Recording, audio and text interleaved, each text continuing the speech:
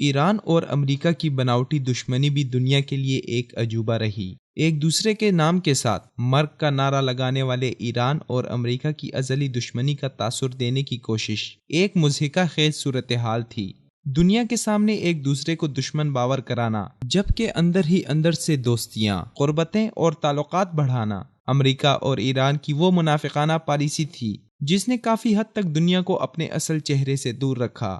وقت کے ساتھ ساتھ ایران اور امریکہ تعلقات منظر عام پر آنا شروع ہوئے، جس سے معلوم ہوا کہ ایک دوسرے کی سخت زبانی دشمنی کے دور میں بھی یہ ایک دوسرے سے قریب تر تھے۔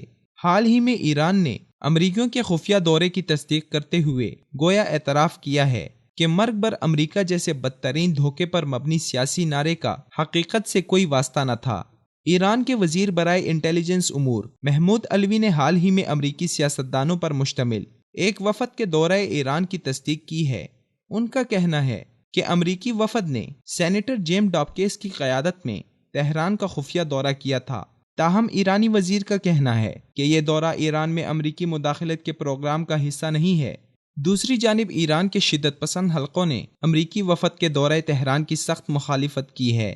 حال ہی میں ایرانی پارلیمنٹ کے اجلاس میں وقفہ سوالات کے دوران پوچھے گئے ایک سوال کے جواب میں وزیر محمود علوی نے کہا کہ امریکی سینیٹرز ڈابکیس اور موریس کے ایران پہنچنے پر ان کی سخت سیکیورٹی میں نگرانی رکھی گئی۔ ان کی ایران میں ملاقاتوں اور دیگر سرگرمیوں پر بھی نظر رکھی گئی۔ وہ ایک لمحے کے لیے بھی ایرانی خفیہ اداروں کی نظروں سے اوجھل نہیں ہوئے۔ محمود علوی نے بتایا کہ سینیٹر ڈابکیس 2 مرتبہ ایران کا دورہ کر چکے ہیں۔ اس سے قبل وہ سن 2010 کو تہران کے دورے پر آئے تھے۔ اس وقت ان کے خفیہ دورے پر کسی نے کوئی اعتراض نہیں کیا۔ ان کا اشارہ سابق صدر محمود احمدی نژاد کی جانب تھا، جو امریکہ کے حوالے سے انتہائی سخت موقف رکھتے تھے۔ محمود علوی کا کہنا تھا کہ اگر امریکی سینیٹر کے وفد کے دورہ ایران پر اب بنیاد پرست حلقوں کو اعتراض ہے تو یہ اعتراض سابق صدر محمود احمدی نژاد کے دور میں کیوں نہ ہوا تھا۔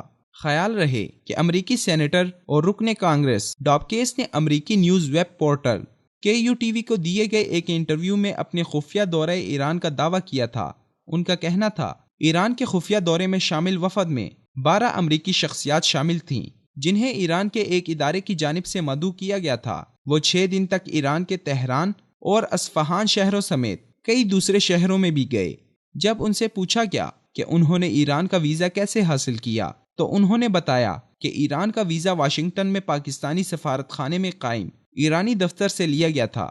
امریکہ اور ایران کی نام نہاد دشمنی صرف اور صرف دنیا کو دھوکے میں ڈالے رکھنے کے لیے تھی۔ امریکہ ایران کو جوہری ہتھیاروں کے معاہدے کے ذریعے سے اپنی سرپرستی میں لینا چاہتا ہے، اور ایران نے بھی بخوشی اپنی ڈور امریکہ کے ہاتھ میں پکڑا دی ہے۔